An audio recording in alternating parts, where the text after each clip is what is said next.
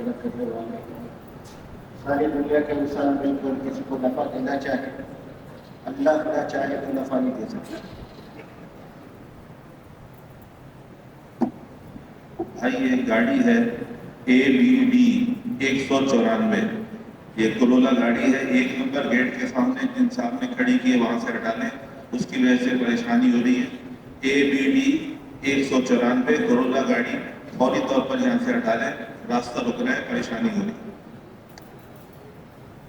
اللہ پاک ہمارے خالق ہے, مالک ہے, پیدا کرنے والے ہیں. ساری دنیا کے انسان مل کر کسی کو نفع دینا چاہے, اللہ نہ چاہے تو نفع نہیں دے سکتے.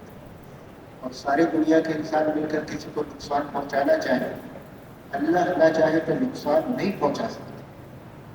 جیسے ساری دنیا اور دنیا کے اندر جو کچھ ہے اسے بنانے والے اللہ پاک اکیلے ہیں, ایسے ساری دنیا کے نظام کو چلانے والے بھی اللہ پاک اکیلے ہیں. ایسے موت اور زندگی اکیلے اللہ کے ہاتھ میں ہے, ایسے موت اور زندگی کے درمیان کے جتنے بھی حالات ہیں وہ بھی اکیلے اللہ کے ہاتھ میں ہیں.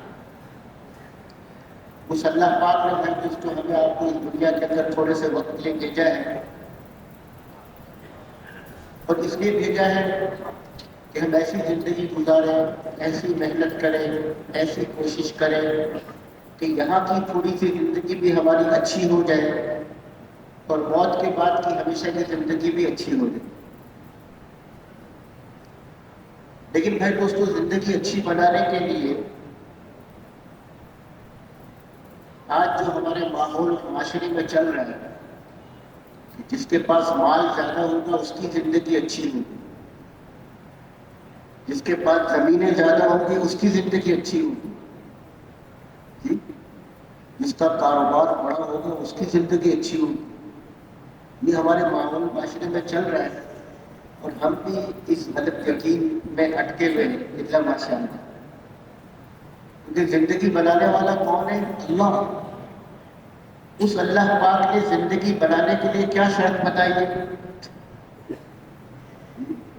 جو ہمارے ماحول میں چل رہی ہے وہ اس میں سے کوئی شرط اللہ نے نہیں بتائی. کیونکہ اللہ پاک قرآن میں فرماتے ہیں بسم اللہ الرحمن الرحیم من عمل صالحا من ذکر او انثى وهو مؤمن فلنحيينه حياة طیبہ. چاہتے ہوئی حیات طیبہ, اچھی زندگی, اس کے لیے 2 شرطیں. ایمان کو مضبوط کر لیں اور جسم سے نکلنے والے اعمال کو نبی صلی اللہ علیہ وسلم کے طریقے سے کریں. جو بندہ بندی کسی ملک کا, کسی زبان کا, اگر اللہ پاک فرما رہے ان 2 شرطوں کو پورا کر لے گا جی, تو اللہ وعدہ فرما رہے ہیں, اللہ اپنے وعدے میں سچے ہیں کہ اس کی زندگی دنیا کی بہترین ہو جائے گی. میں دوستوں, دنیا کی زندگی بہترین کرنے کے لیے یہ نہیں کہ مال سے بہترین ہوتی ہے جی. ایک آدمی تو بہت مالدار ہے لیکن بہت پریشان ہے.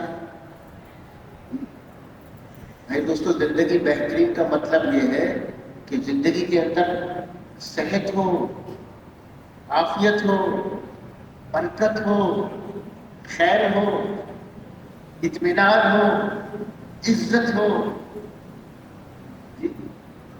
اگر وہ جھونپڑے میں رہنے والے کو اللہ یہ ساری چیزیں دے رہے تو اس کی زندگی اچھی ہے, اور محل میں رہنے والوں کو اگر یہ ساری چیزیں نصیب نہیں ہے تو اس کی زندگی اچھی نہیں ہے. جسے میں دنیا کی زندگی اچھی بنانے کے لیے اللہ پاک نے قرآن میں ایمان اور عمل کو شرط بتایا ہے. آج میں اور آپ اس دعوت تبلیغ کی محنت میں چل کر اس یقین کو بنا رہے ہیں کہ نہیں, ہماری زندگی ایمان عمل سے بنے گی. اگر ہمارا یقین یہ بنتا چلا جائے گا تو پھر ہم ایمان عمل میں اور اس کی محنت کے لیے وقت دینا ہمارے لیے آسان ہو جائے گا. آج مال کمانے کے لیے 10-12 گھنٹے دینا آسان ہے اور ایمان بنانے کے لیے 2.5 گھنٹے دینا مشکل ہو رہے ہیں. کیوں؟ کہ یقین غلط ہے ابھی.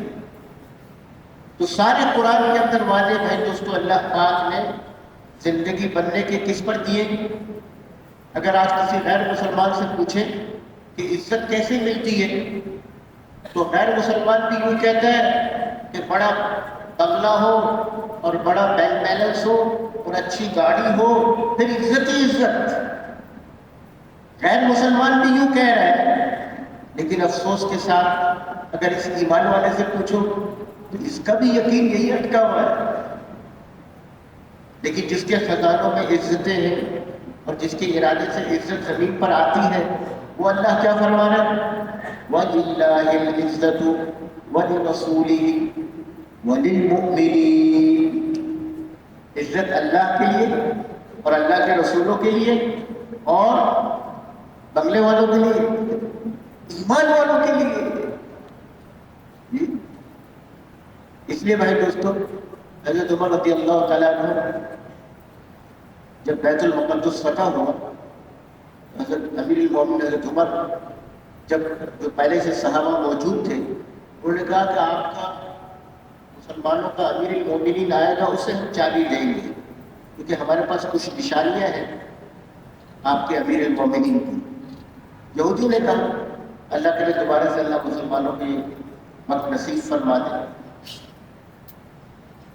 تو حضرت عمر رضی اللہ عنہ جب پہنچے تو صحابہ نے ایک اچھا سا جوڑا اور اچھی سی سواری امیر المومنین حضرت عمر کو پیش کیا اور فرمایا کہ آپ یہ پہنیں اور اس سواری پہ سوار ہو کے جائیں تاکہ ان کو پتہ چلے کہ مسلمانوں کا امیر المومنین آیا ہے. تو بھائی دوستو، ایک روایت میں آتا ہے کہ حضرت عمر نے پہنا پھر اتار کے پھینک دیا اور کیا فرمایا؟ اللہ پاک نے ہمیں عزت اسلام اور ایمان سے دی ہے، اس کے علاوہ ہم کہیں بھی تلاش کریں گے تو ہم ذلیل ہو جائیں گے. اور کتنے کپڑے پہ؟ ہاں، کرتے پر پیونت. آج ہمارے معاشرے میں اتنا غریب کو دیکھا ہم نے کہ جس کے کپڑے پر پیونت لگا ہوا ہو. امیر المومنین 22.5 لاکھ مربع میل کے اور بھائی دوستوں پیونت لگے ہوئے. تو جب وہ پہنچے تو یہودی ان کو دیکھ رہے اور دیکھ کے کہہ رہے آپس میں کہ ہماری کتابوں میں جو مسلمانوں کا امیر المومنین آئے گا اس کے تو کرتے پہ 17 پیوند ہوں گے، یہ تو 16 ہے. حضرت عمر نے بغل اٹھایا تو ایک پیوند بغل کے اندر تھا. جی، تو عزت بھائی دوستو ایمان سے ہے، یقین بنانا ہے. مال ملک چیزوں میں عزت نہیں ہے. اور برکتیں کیسے آئیں گی؟ آج غیر مسلمان سے پوچھو کہ برکت کیسے آتی ہے تو غیر مسلمان بھی کہتا ہے کہ زیادہ مال زیادہ برکت. اب زیادہ مال کے لیے کیا کریں؟ زیادہ ہاتھ پیر مارے.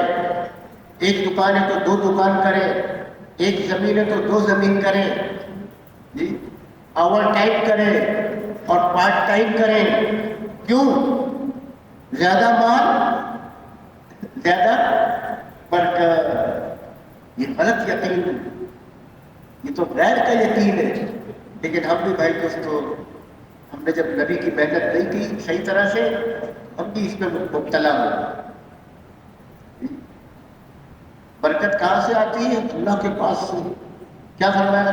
لو ان اہل القرى آمنوا واتقوا لفتحنا علیہم برکات من السماء والارض. جو علاقے والے، جو خطے والے تقوی اختیار کریں، اللہ سے ڈرنے والے ہوں، ایمان کا پڑھتے پڑھتے پڑھتے ایمان جی تقوی تک پہنچتا ہے، اونچا درجہ ایمان کا ہے. تو اللہ فرمانے جہاں ایسے لوگ موجود ہوں گے ان کے لیے ہم کیا کریں گے؟ برکات من السماء والارض. ان کے لیے آسمانوں سے اور زمینوں سے برکتوں کے دروازے کھول دیں گے. ان کی زندگی میں برکت، ان کی صحت میں برکت، ان کے مال میں برکت، ان کی اولاد میں برکت. مال کی برکت زیادہ نہیں ہے بلکہ جتنی قسمت میں اللہ نے میری روزی لکھی ہے اس میں میرا کام ضروریات پوری ہو جائے. جی، ایک آدمی کی 1 लाख रुपए तनख्वाह है, लेकिन महीने खत्म होने से पहले सब खत्म। अब इधर से मांग रहा है, उधर से मांग रहा है। और एक आदमी की 25,000 रुपये तनख्वाह है, लेकिन अल्लाह पाक ने उसकी सारी जरूरियात भी पूरी कर दी, और फिर महीने के आखिर में 1-2 हज़ार बच भी गए। तो कौन सी बरकत है, लाख वाली है 25,000 वाली? हाँ, ये बरकतें तो ईमान से आएगी, और ईमान की मेहनत दावत की मेहनत है। इसलिए भाई दोस्तों, हुजूर सल्लल्लाहु अलैहि वसल्लम खंदक के मौके पर उलमा कराम से सुना आपने कि सहाबा आए। भाई दोस्तों, कितनी गुर्बत और बिल्कुल दुनिया ना होने के बावजूद सहाबा ने दीन के काम को, दावत के काम को नहीं छोड़ा, तकाजों में लगे गए। थोड़े से हालात आगे तकाजो नहीं, तकाजो को पूरा करना है। तो सहाबा ने आकर नबी सल्लल्लाहु अलैहि वसल्लम को दिखाया, अपना कुर्ता उठाकर, या वसल्लम लेकिन कैसी भूख है। भाई दोस्तों, मैं और आप तो तसव्वुर नहीं कर सकते, यानी ऐसी भूख कि पत्थर बांध के पेट में उसको दूध किया जाए, कैसी भूख थी भाई दोस्तों।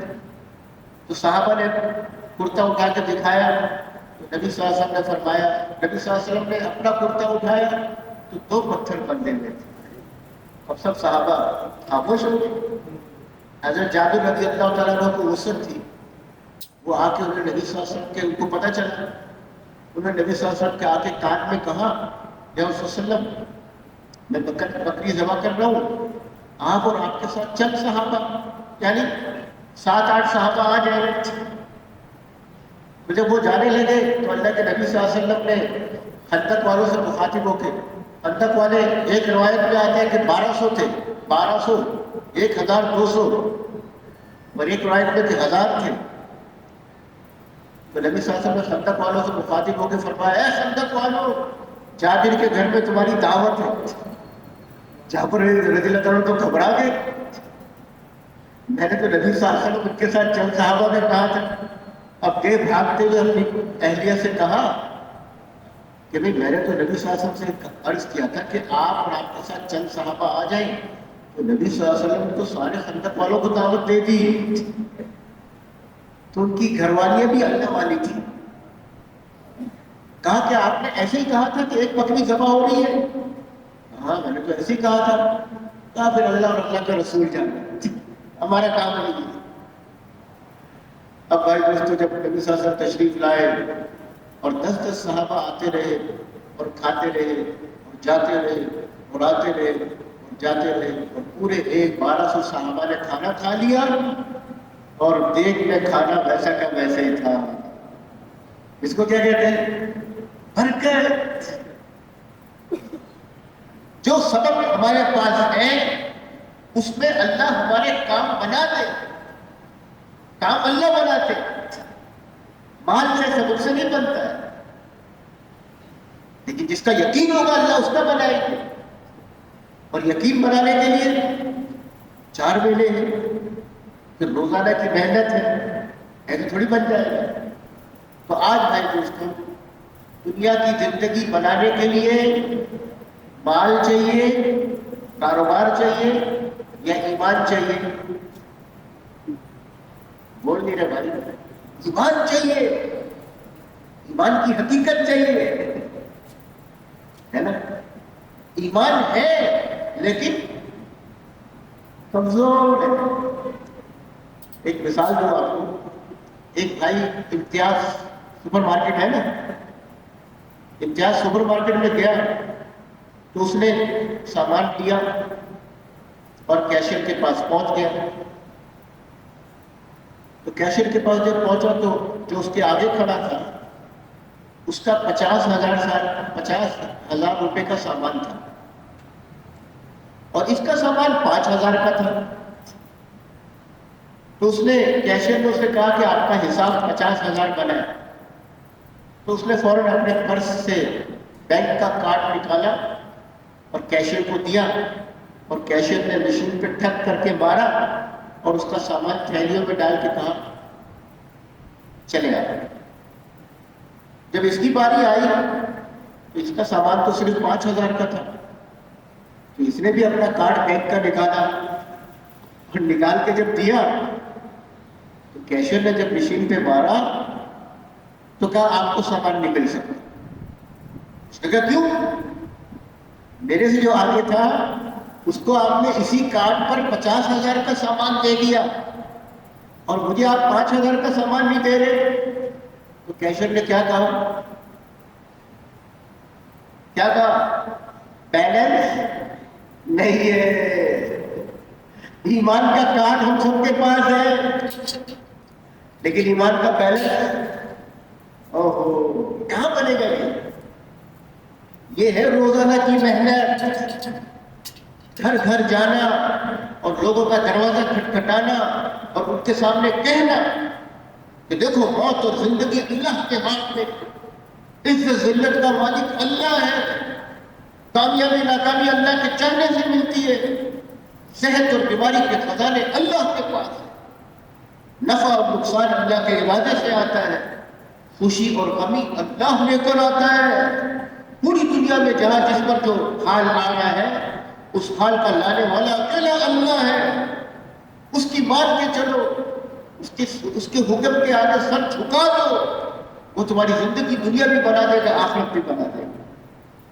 ہے نا؟ یہی دعوت ہے نا ہماری. لیکن بھائی دوستو ہمارا اجتماع بھی قریب ہے، آج یہی نہیں ہو رہا. تعلیم میں آدھا گھنٹہ بیٹھنا آسان ہے، مشورے میں 1 گھنٹہ بیٹھنا آسان ہے، اور گھر گھر لوگوں کے پیچھے جانا اور جا کے بھائی دوستوں لوگوں کے گلے کرنا اور لوگوں سے ایمان کی بات کرنا، یہ جو ہمارے ہم کام کرنے والوں پر ترقی کا سب سے بڑا سبب ہے.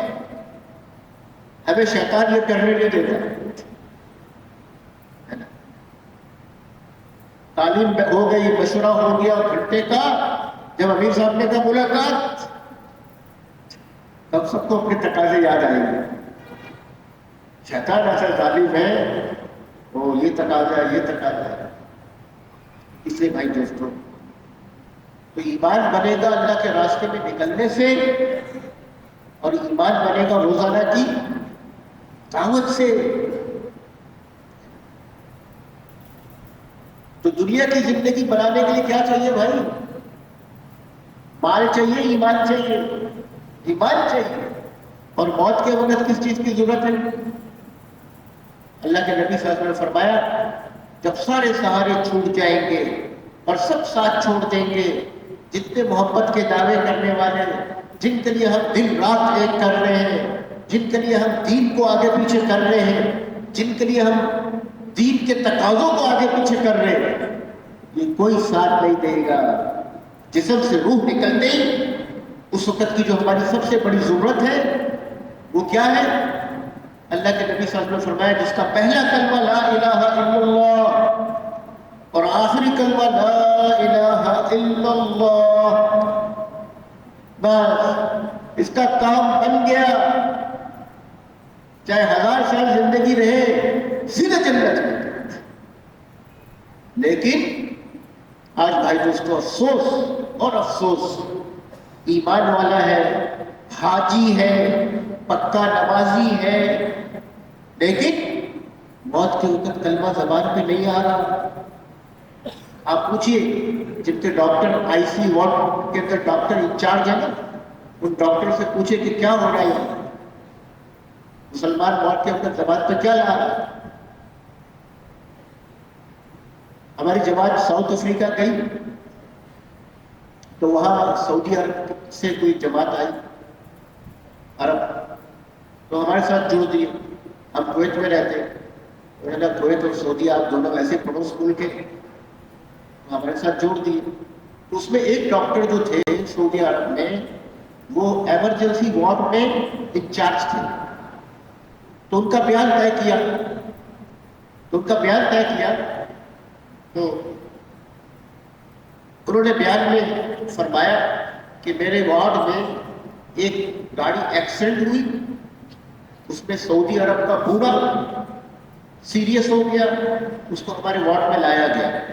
تو ایمرجنسی وارڈ میں اکثر 2-3 ڈاکٹر ہوتے ہیں. تو کہا کہ ہم سب ڈاکٹر آگے پیچھے جمع ہو گئے. تو کوئی کہہ رہا ہے کہ بھائی اس کا ECG کرو، کوئی کہہ رہا ہے اس کا بلڈ چیک کرو. تو یہ ڈاکٹر صاحب جو ہمارے وقت لگانے آئے تھے فرمانے لگے کہ میں نے دیکھا کہ یہ بچنے والا نہیں ہے، سکرات الموت میں ہے یہ. تو کہنے لگے کہ میں نے کہا کہ چلو یہ سب اپنی کوشش کر لیں، میں اپنی کوشش کروں. اللہ کے نبی صلی اللہ علیہ وسلم نے فرمایا جس کا مفہوم ہے اگر کسی کو سکرات الموت میں دیکھو تو اسے کلمے کی تلقین کرو. یعنی کیا مطلب؟ اسے کلمہ یاد کراؤ. یہ نہیں کہو کہ تو کلمہ پڑھ، خدا نہ خواستہ موت کی تکلیف سے اگر اس نے یہ کہہ دیا میں نہیں پڑھ رہا تو کافر ہو جائے گا. تو ڈاکٹر صاحب نے کہا میں نے اس کے سامنے کلمہ پڑھنا شروع کیا، اشہد ان لا الہ الا اللہ اشہد ان محمد رسول اللہ. وہ کیا کہہ رہے ہیں؟ تکلیف میں ایکسیڈنٹ ہوا ہوا کہہ رہا ہے میرے پیسے میرے پرس میں ہیں اور میرا پرس میری گاڑی میں، جو گاڑی ایکسیڈنٹ ہوئی.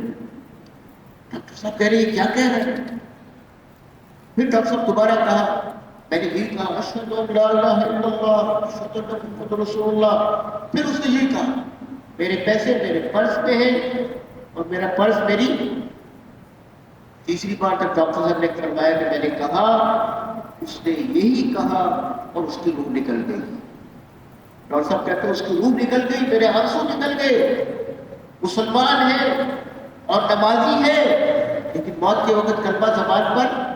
تو ڈاکٹر صاحب فرمانے لگے آج مسلمان اور ایمان والا موت کے وقت کلمہ زبان پہ کیوں نہیں آ رہا؟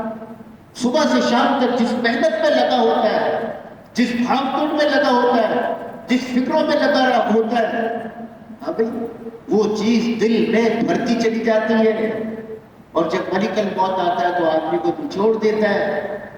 تو جو اندر ہوتا ہے اسپنج کو اگر پانی میں ڈال کے نچوڑے تو کیا نکلتا ہے، اور اگر دودھ میں ڈال کے نچوڑے تو اوہو. اللہ کرے بھائی دوستوں مرنے سے پہلے اللہ ہمیں حقیقت عطا فرما دے. یہ دعوت تبلیغ کے سارے تقاضے اس لیے جی. اور بھائی دوستوں قبر کے اندر جب ہم سب چھوڑ کے آ جائیں گے وہاں کس چیز کی ضرورت ہے؟ سب سے پہلا سوال کیا کرے گا فرشتہ آ کر؟ ایمان کا سوال ہے. من ربک. مولانا صاحب یہ تو بڑا آسان ہے، مجھے پتہ ہے ربی اللہ. بھائی دوستو اللہ ہمارے لیے آسان کر دے. وہاں پتے کی بات نہیں چلے گی، دل کی بات چلے گی. کمپنی سے روزی ملتی ہے یہ یقین لے کر کیا، دوائی سے صحت ملتی ہے یہ یقین لے کر گیا، روپوں سے کام بنتے یہ یقین لے کر گیا. تو کیسے کہے گا ربی اللہ؟ کام اللہ بناتے ہیں، صحت اللہ دیتے ہیں اور رازق اللہ ہے، یہ یقین بنانا ہے. ربی اللہ یہ کہہ سکے گا، یہ اس کی محنت ہے. روزانہ گھر گھر جا کر اس کو کہنا کہ دیکھو روپے کام بنانے میں اللہ کے ارادے کے محتاج ہے اور اللہ کام بنانے میں روپوں کے محتاج نہیں ہے. لا الہ. دوائی صحت دینے میں اللہ کے ارادے کی محتاج ہے اور اللہ صحت دینے میں دوائی ڈاکٹر اسپتال کا محتاج نہیں ہے. لا الہ. بتائیے یہ کون کر رہا ہے ہمیں سے؟ اللہ ماشاء اللہ. گھر گھر جانا روزانہ، اپنے آپ کو اس کے لیے تھکانا. اجتماع ہمارا سر پر ہے، ہمارے محلے کا کوئی ایسا آدمی نہ ہو کہ وہ اجتماع میں ہمارے ساتھ اتنے پڑے. بھائی دوستوں پوری دنیا سے لوگ لاکھوں روپے خرچ کر کے آ رہے، 4-4 5-5 لاکھ روپے کا ٹکٹ لے کر اجتماع کی شرکت کے لیے آ رہے. اللہ پاک بھائی دوستوں اللہ نے اتنا آسان فرمایا، 10,000 روپے کا ریٹرن ٹکٹ لے کر یہاں سے ہم لوگوں کو نہیں لے جا سکتے.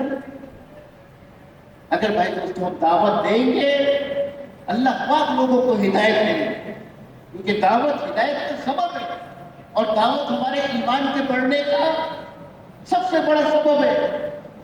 اگر ہم ایمان کی حقیقت چاہتے، مولانا سعید احمد خان صاحب رحمۃ اللہ علیہ فرماتے تھے جو روزانہ دعوت دے گا اس کا ایمان بنے گا، اس کا جذبہ بنے گا، جو روزانہ دعوت نہیں دے گا اس کا ایمان کمزور ہو جائے گا، اس کا جذبہ ٹھنڈا ہو جائے گا، یہ اس کام میں نہیں چل سکے گا۔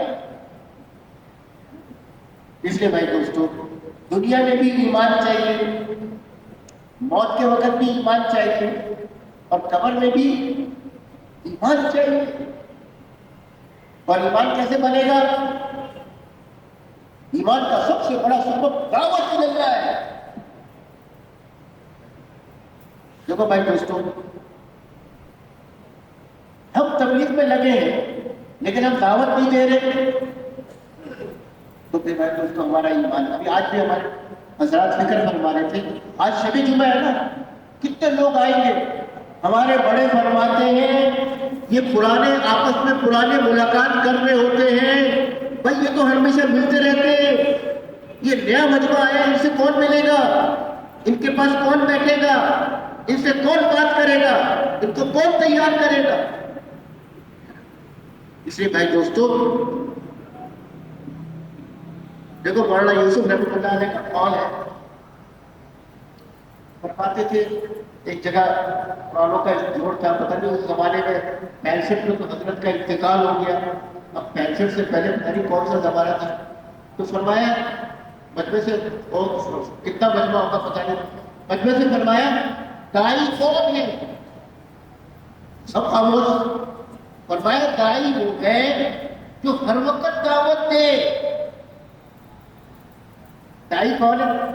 صرف ہم 2.5 گھنٹے میں دائی ہے اور نبی کے امتی ہے اور نبی کے نائب ہے اور باقی 22.5 گھنٹے 21 گھنٹے ہم ڈیوٹی پر نبی کے امتی اور نائب نہیں ہے، ہم بازار میں نبی کے امتی اور نائب نہیں ہے، ہم ہر جگہ پر نبی صلی اللہ علیہ وسلم کے امتی اور نائب ہے۔ تو دائی کون ہے؟ ہر وقت دعوت دے۔ ہمارے کویت کے اندر ہمارے امیر تھے شیخ راشد رحمۃ اللہ علیہ، بہت بڑے اللہ کے ولی تھے، ان کے ساتھ میں کبھی ملاقات میں جاتا تھا تو رستے میں اشارے، ٹریفک لائٹ آتی ہے نا، یا ٹریفک لائٹ کہتے ہیں اشارہ کہتے ہیں، ٹریفک لائٹ میں گاڑی روکی تو رکتے کے ساتھ انہوں نے شیشہ نیچے اتارا تو ساتھ والا گاڑی والا سمجھا ان بزرگوں کو کوئی ایڈریس پوچھنا ہوگا، تو انہوں نے بھی شیشہ اتارا تو انہوں نے کہا السلام علیکم، ہمارے شیخ نے کہا، انہوں نے کہا وعلیکم السلام، ہماری اور آپ کی دنیا آخرت کی کامیابی اللہ نے دین میں رکھی ہے اور دین محنت سے آیا ہے، اس محنت کے سلسلے میں جمعرات کے دن ہمارے مرکز میں اجتماع ہوتا ہے، تشریف لائیے۔ کتنا وقت لگا؟ 1 منٹ لگا؟ ہم تو 1 منٹ کی بھی دعوت دے سکتے ہے نا، اس کو دعوت دینی ہے، ہر وقت آئیے۔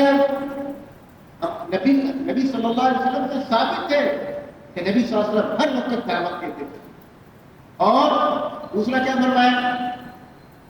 دائی کون ہے؟ ہر وقت دعوت دے۔ ایک اور آپ کو سناؤں، ہمارے کویت کے اندر پولیس جو ہے نا وہ بڑی اسٹرکٹ ہے، کیونکہ وہ تو جناب ان کو دیکھ کر لوگوں کا ڈر جاتا ہے۔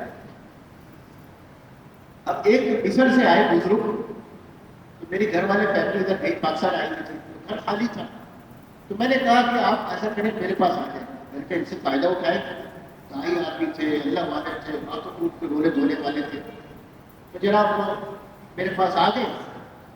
تو رات کو ہمارے یہاں فجر کی اذان گرمیوں میں 3:15 بجے ہوتی ہے، تو وہ 2:15 بجے مسجد چلے جاتے تھے تہجد کے لیے، تو وہ جا رہے تھے تو رستے میں پولیس نے پکڑ لیا، تو پولیس نے کہا کہ تم کہاں جا رہے ہو اتنی رات؟ میں مسجد جا رہا ہوں۔ اس نے کہا اپنا ثبوت لاؤ، یعنی تمہارا کا وہاں کا ویزا ہے کیا ہے؟ تو وزٹ پر آئے ہوئے تھے، انہوں نے ویزا نکال کے دکھایا کہ میں وزٹ پر آیا ہوں۔ انہوں نے دیکھا، اچھا کہا ٹھیک ہے آپ جا سکتے ہیں۔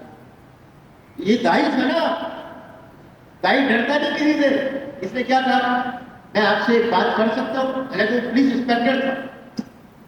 میں آپ سے ایک بات کر سکتا ہوں؟ اس نے کہا بولو.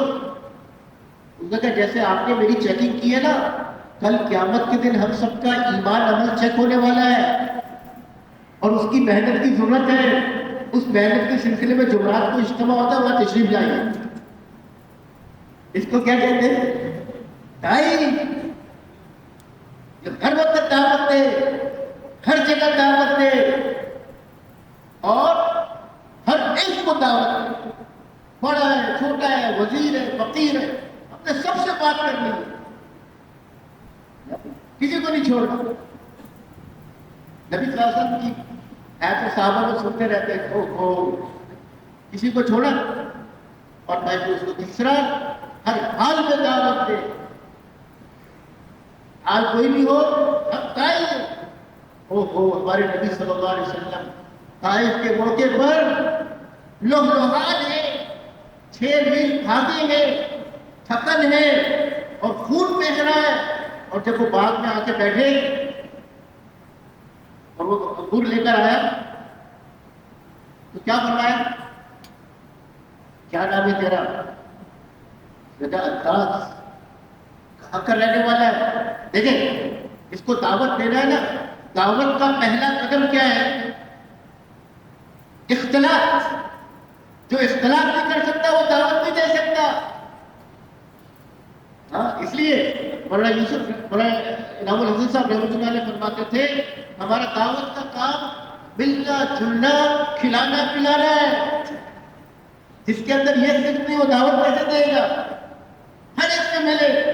اور حدیث میں آتا ہے قیامت کی علامت میں سے, نشانی میں سے, کہ لوگ صرف اپنے جاننے والوں کو سلام کریں گے. ارے بھائی, ہم تو سب سے, نبی صلی اللہ علیہ وسلم جب مدینہ میں تشریف لائے تو لوگ جمع ہو گئے, تو نبی صلی اللہ علیہ وسلم کی سب سے پہلا بیان کیا تھا؟ مدینہ منورہ میں نبی صلی اللہ علیہ وسلم کا سب سے پہلا بیان کیا تھا؟ اے لوگوں, سلام کو پھیلاؤ اور لوگوں کو کھانا کھلاؤ اور صلہ رحمی کرو اور رات کو اٹھ کے اللہ کے سامنے نمازیں پڑھو اور سلامتی کے ساتھ جنت میں داخل. تو دعوت دینے کے لیے کیا کرنا پڑے گا؟ ہر ایک سے سلام کرنا پڑے گا, ہر ایک سے اختلاط کرنا پڑے گا. جب تک بھائی دوستوں ہم نے نہیں کریں. ارے بھائی دوستوں, تو اس نے کہا کہ میں نینوا کا رہنے والا ہوں. نبی صلی اللہ علیہ وسلم اختلاط کر رہے. کیا نام ہے تیرا؟ عکاس. کہاں کا رہنے والا ہے؟ نینوا. ارے یہ تو میرے بھائی یونس کا شہر ہے. آپ کیسے جانتے ہیں؟ وہ بھی نبی تھے, میں بھی نبی ہوں. اشہد ان لا الہ الا اللہ واشہد ان محمد رسول اللہ. ہے نا بھائی؟ تو بھائی دوستوں, ایسے ہی جب اللہ کے نبی صلی اللہ علیہ وسلم ہجرت کر کے جب تشریف لے گئے نا, لمبا واقعہ ہے, علماء کرام بیان کرتے ہیں. ایک تو جب مدینہ کے قریب پہنچ گئے, قبا کے, تو وہاں کیا نام تھا اس کا؟ اسلم. اس کا نام تھا اسلم, نام تھا اسلم. کیا تھا وہ؟ اس نے 80 آدمیوں کے ساتھ نبی صلی اللہ علیہ وسلم کو گھیر لیا کہ انعام کا وعدہ تھا مکہ والوں نے کہ 100 اونٹ ملیں گے, یعنی 100 اونٹ, یعنی اس زمانے کی 100 مرسڈیز کار ملے گی. تو انہوں نے گھیر لیا.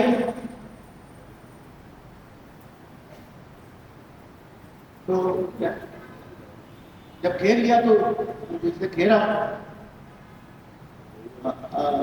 بریدہ بن اسلم نام تھا.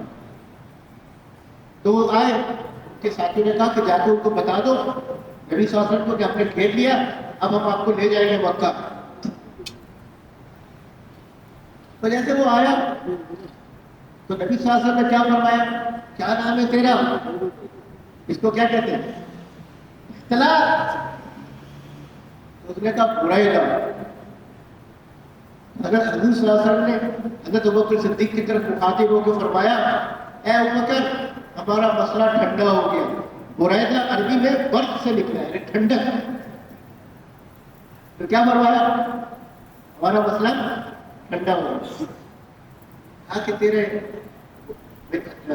बाप का क्या नाम है, असलम, ये असलम बिन बुरैदा, बुरैदा बिन असलम। तो फिर हजूर साहब ने दोबारा अबू बकर सिद्दीक की तरफ मुखातिब होकर फरमाया, ए अबू बकर, अब तो सलामती भी हो गई, इख्तिलाफ चल रहा है दावत देने के लिए। तो कहा कि तू किस कबीले से, तो उसने कहा बिन सहम। तो हजरत अबू बकर सिद्दीक भी कबीले के बिन सहम कबीले से थे। तो अबू बकर सिद्दीक की तरफ मुखातिब होकर फरमाते, ए अबू बकर, ये तो तेरा भी रिश्तेदार निकल आया। तो वो कहने लगा, आप सब मेरा ही पूछ रहे, अपना भी तो कुछ बताइए। उसने कहा, मैं मोहम्मद रसूलुल्लाह सल्लल्लाहु अलैहि वसल्लम, मैं अल्लाह का रसूल हूँ। उसने कहा हाथ डालिए, अशहदु अन्ना मुहम्मदुर रसूलुल्लाह, मैं ईमान ले आया। और नबी सल्लल्लाहु अलैहि वसल्लम ने उलमा फरमाते, पहली नमाज जमात की वहां पढ़ाई है, 80 लोगों के साथ, जमात के साथ। इसलिए भाई हम सब इख्तिलाफ करेंगे ना भाई, लोगों को तैयार करेंगे ना, इज्तिमा बिल्कुल करीब है, हर एक से बात करनी। दाई कौन है, जो हर वक्त दावत दे। दाई कौन है, जो हर एक को दावत दे। और दाई कौन है, जो हर जगह पे दावत दे। और दाई कौन है, जो हर हाल में दावत दे। दावत देंगे, हमारा भी ईमान बनेगा और लोगों को अल्लाह पाक हिदायत देंगे। ये इफरादी दावत है ना, ये सबसे हमारे तरक्की होने का सबसे बड़ा सबब है काम में। यही शैतान करने नहीं देता। पता नहीं किससे आपने कहा बात की, अल्लाह ने उसको कबूल कर लिया। अब आपको एक और कामगारी सुना दूं। हमारे कुवैत के अंदर एक अरब सूरा वाले थे, अल्लाह उनकी मग़फ़िरत फरमाए, बड़े अल्लाह वाले, बड़े दाई आदमी थे। अल्लाह वो 80 की दिहाई में तबलीग में नहीं थे।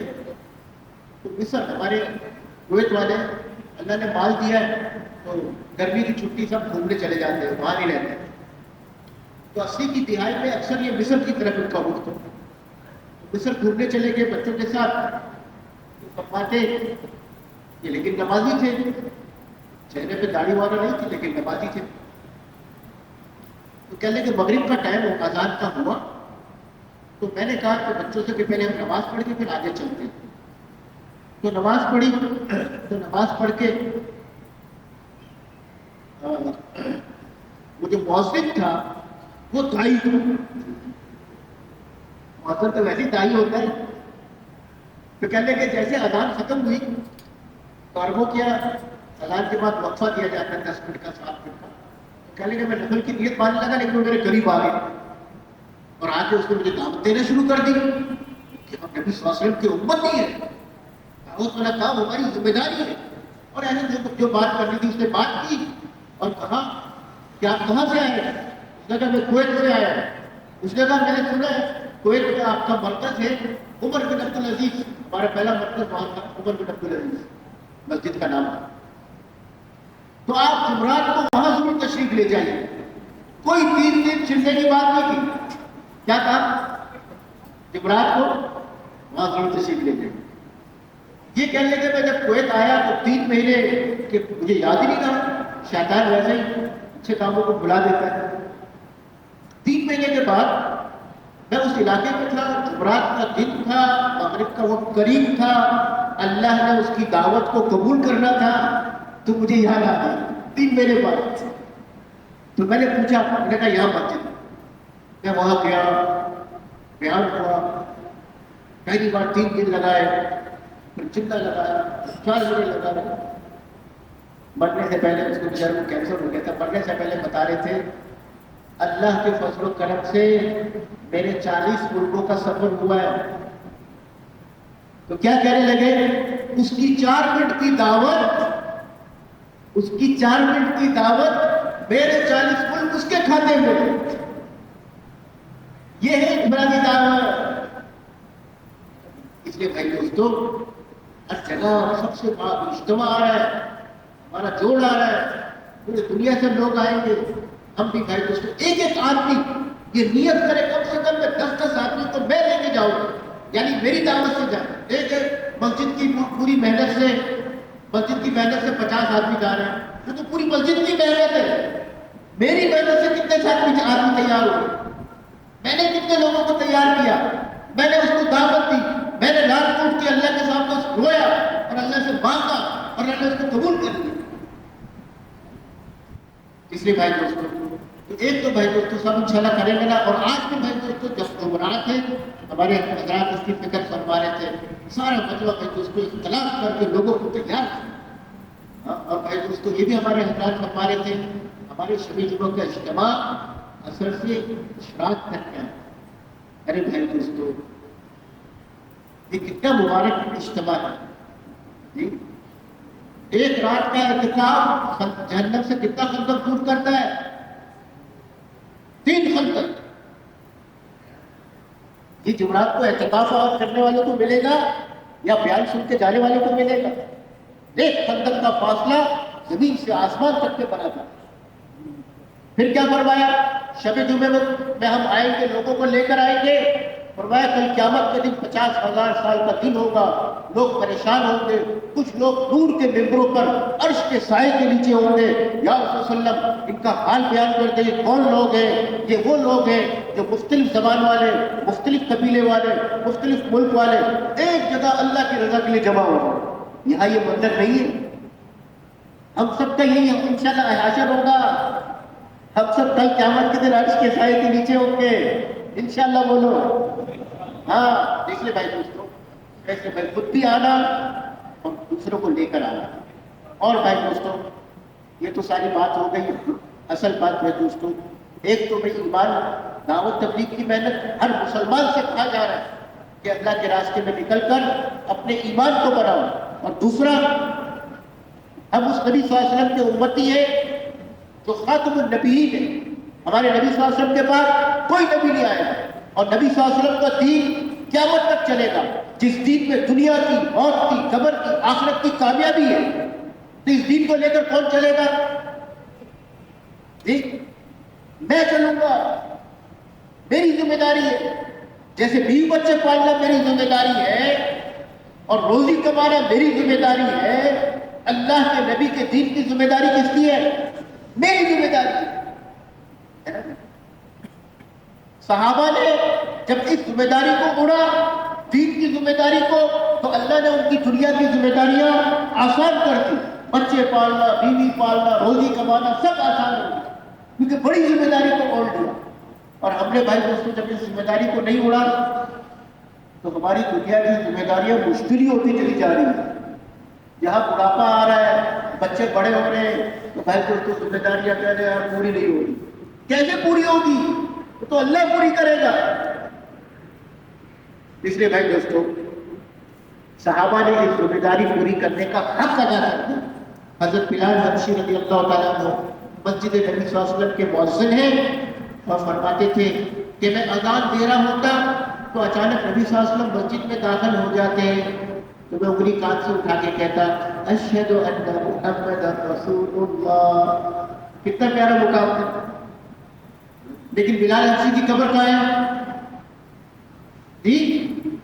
دمشق میں. اگر کل قیامت کے دن میں اور آپ حشر کے میدان میں بلال حبشی سے پوچھے اے بلال حبشی رضی اللہ تعالیٰ عنہ، آپ پیارے نبی کا شہر مدینہ منورہ، پیارے نبی کی مسجد نبوی، لوگوں کا تڑپتے وہاں جانے کے لیے اور اس کے مؤذنی کا کام چھوڑ کر آپ دمشق کیا لینے چلے گئے تھے؟ تو کیا جواب ملے گا؟ اس ذمہ داری کو پورا کرنے تھے جس ذمہ داری بھائی دوستوں ہم قابل ہو گئے. تو سارے صحابہ نے بھائی دوستوں اس ذمہ داری کو قربانی کے ساتھ پوری کیا ہے. کیونکہ دعوت تبلیغ کا کام کیا ہے؟ دعوت تبلیغ کا ہر تقاضا قربانی چاہتا ہے.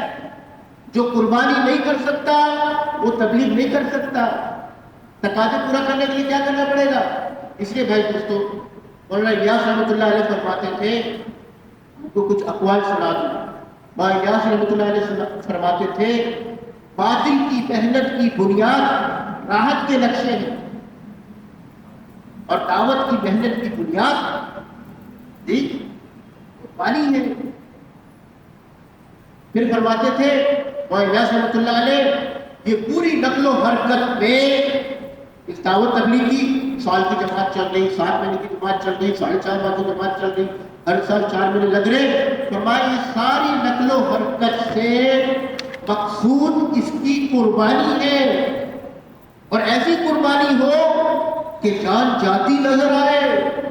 پھر فرماتے ہیں کہ اتنی قیمتی جان نہیں کہ اللہ ہر ایک کو قبول کر لے گا، وہ تو بڑا خوش نصیب ہوگا جو اللہ کے راستے میں مرے گا۔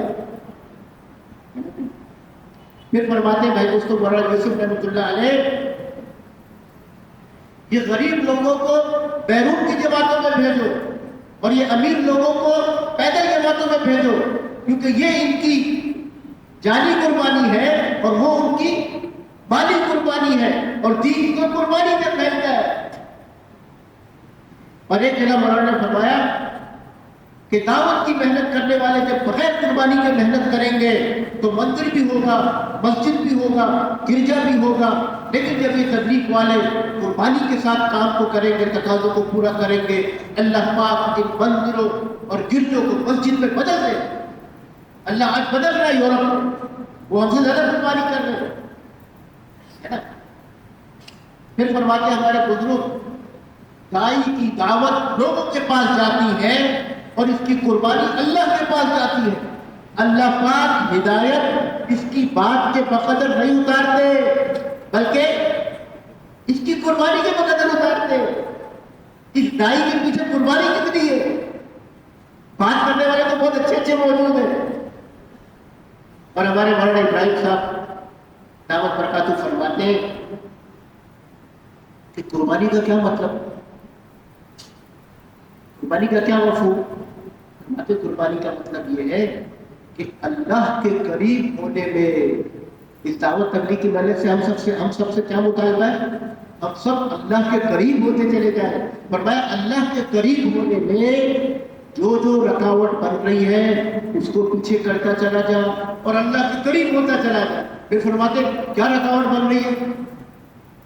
پھر قرآن کی آیت پڑھتے ہیں، قُلْ إِنْ كَانَ آبَاؤُكُمْ وَأَبْنَاؤُكُمْ وَإِخْوَانُكُمْ وَأَزْوَاجُكُمْ وَعَشِيرَتُكُمْ وَأَمْوَالٌ اقْتَرَفْتُمُوهَا وَتِجَارَةٌ تَخْشَوْنَ كَسَادَهَا وَمَسَاكِنَ تَرْضَوْنَهَا أَحَبَّ إِلَيْكُم مِّنَ اللَّهِ وَرَسُولِهِ۔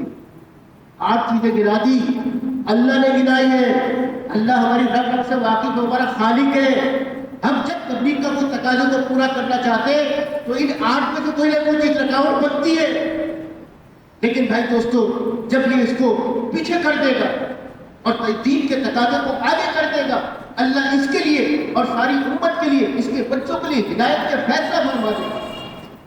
اور اگر یہ تقاضے میں لگ کر تبلیغ کے تقاضے کو پیچھے کر دے گا، یہ پتہ کیسے؟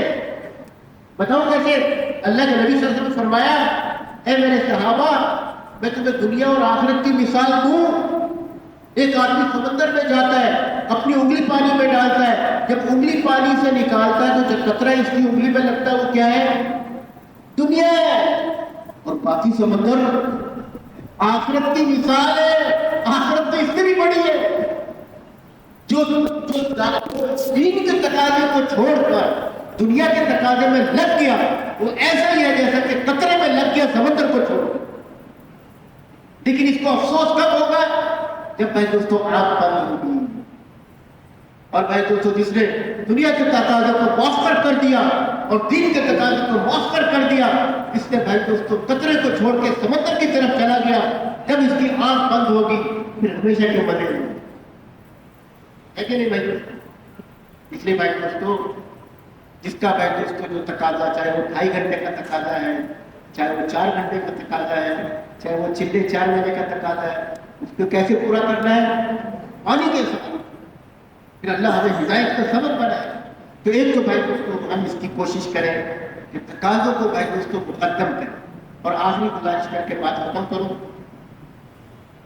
بھائی دوستوں دعوت تبلیغ کی محنت، اس کے اندر جان آئے گی، اس کے اندر بھائی دوستوں قوت آئے گی، وہ ہماری رات کی محنت سے، جو رات کی محنت نہیں کرے گا وہ دن میں 10 گھنٹے دعوت دیتا ہے. رات کی محنت اصل ہے. اس لیے ہم نے مولانا جمیل صاحب سے سنا, نائب والے رحمۃ اللہ علیہ فرمانے لگے, مولانا الیاس رحمۃ اللہ علیہ نے جب کام شروع کیا تو نیا نیا معمول تھا. یہ نظام الدین تو پورا جنگل تھا. اس جنگل میں وہاں ایک چوکی دار تھا, اللہ کیا نام تھا. تو وہ چوکی دار رات کو اس کی ڈیوٹی تھی. تو کہنے لگا میں رات کو ڈیوٹی کر رہا تھا تو مجھے 2 بجے رات کو رونے کی آواز آئی. میں نے کہا پتہ نہیں کون ہے یہ رات کو 2 بجے کون رو رہا ہے. تو جنگل اندھیرا, کہنے لگا میں تھوڑا سا آگے بڑھا لیکن پھر میں ڈر گیا. میں نے کہا اس وقت تو یہاں کوئی انسان نہیں ہوگا, کوئی جن بھوت ہی ہوگا. پھر دوسرے دن کہنے لگا میں ایسے ہی چوکی دارہ کر رہا تو پھر رونے کی آواز آ رہی جیسے کہ کوئی بہت تکلیف میں ہے. پھر میں تھوڑا سا اور آگے بڑھا تو پھر میں ڈر گیا, نہیں آگے بڑھا. تیسرے دن جب مجھے رونے کی آواز آئی میں نے کہا آج تو میں اس آواز کے قریب جا کے رہوں, چاہے جن ہو یا بھوت ہو. تو چلتے چلتے چلتے اندر جنگل کے اندر جاتے جاتے جاتے دیکھا ایک درخت کے نیچے مولانا الیاس رحمۃ اللہ علیہ کا مصلا بچھا ہوا ہے, ہاتھ اٹھے ہوئے, آنکھوں سے آنسو نکلے ہوئے. وہ یہ دیکھ کے کھڑا رہا. کہتے جب میں فارغ ہو گئی دعا سے تو میواتی تھا. میں نے کہا مولی الیاس تو 3 دن سے میں پریشان ہوں, کیا تکلیف ہے تجھے؟ تو مولانا نے حضرت نے فرمایا اے اللہ دیا, کوئی اپنے بچوں کے لیے رو رہا ہے, کوئی اپنی بیوی کے لیے رو رہا ہے, کوئی کاروبار, اس امت کے لیے رونے والا کوئی نہیں ہے. کہنے لگا میں آج تیرے ساتھ ہوں اور الیاس آج تیرے ساتھ. اس لیے بھائی دوستو یہ کام دن کی محنت کے ساتھ ہم سب کی رات کی محنت ہوگی, اس میں جان آئے گی. ایک اور آپ کو واقعہ سنا دوں مولانا الیاس کا. مولانا الیاس رحمۃ اللہ علیہ علماء کو ساتھ لے کے چلتے تھے. علی میاں ندوی رحمۃ اللہ علیہ جن کو عربوں نے شیخ الاسلام کا لقب دیا اور سعودی عرب نے ان کو پاسپورٹ پیش کیا تھا, انہوں نے مجھے نہیں چاہیے. تو یہ ایک جگہ کہیں اس وقت اس زمانے کا پتہ نہیں کیا اجتماع, کتنے لوگ ہوں گے. تو کہنے لگے جب اجتماع تھا تو انہوں نے علی میاں ندوی سے عرض کیا کہ حضرت آپ کے ہمارے ساتھ چلے. تو چلو میں بھی چلوں گا. اب وہ کہنے لگے صبح صبح ٹرین میں فجر پڑھ کے جو بیٹھے, عصر میں ہم پہنچے جہاں پہنچنا تھا. جب ہم عصر میں پہنچے تو مجمع موجود تھا. پھر ہم نے مغرب کے بعد بات ہوئی, عشاء کے بعد بات ہوئی. علی میاں ندوی رحمۃ اللہ علیہ فرماتے ہیں میں تھک گیا صبح سے چل چل کے, گاڑی ٹرین میں بیٹھے بیٹھے, اور نیند سے بری حالت. کہنے کہ رات کو کھانا کھایا, رات 11 بجے جس مسجد میں ہمارا قیام تھا میں نے اپنا بستر اٹھایا, اٹھا کے مسجد کا کونا تلاش کیا اور وہاں بستر بچھا کر سر تکیے پہ جانے سے پہلے پہلے مجھے نیند آ گئی اور میں سو گیا. لیکن نیند میری بڑی ہلکی تھی. 1 گھنٹے بعد تقریباً 12 بجے رونے کی مسجد میں آواز آئی. میری آنکھ کھل گئی, میں اٹھا کہ یہ کون ہے اس وقت, ہماری نیند خراب کر دی. تو حضرت علی میاں ندوی رحمۃ اللہ علیہ فرماتے ہیں میں اٹھ کے چلتا چلتا مسجد کے دوسرے کونے پہ پہنچا تو مولانا الیاس رحمۃ اللہ علیہ مصلا بچھا ہوا, ہاتھ اٹھے اور آنکھوں سے آنسو ہے. تو فرمانے لگے کہ میری زبان سے نکلا کچھ لوگ سونے کے لیے کونا تلاش کرتے ہیں اور کچھ لوگ رونے کے لیے کونا تلاش کرتے ہیں. اس لیے دعوت کا کام رونے دھونے والا ہے, رات کو کے اندر سے مانگنے والا ہے, اس کی تبلیغ کو اللہ کو کرے گا. اب یہ سب انشاءاللہ کریں گے نا انشاءاللہ بھائی.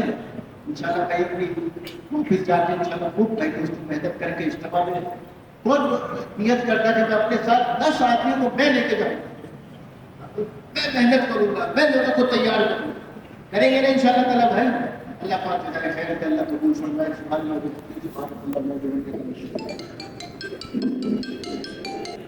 نماز کی تیاری تھوڑا سا وقت ذکر میں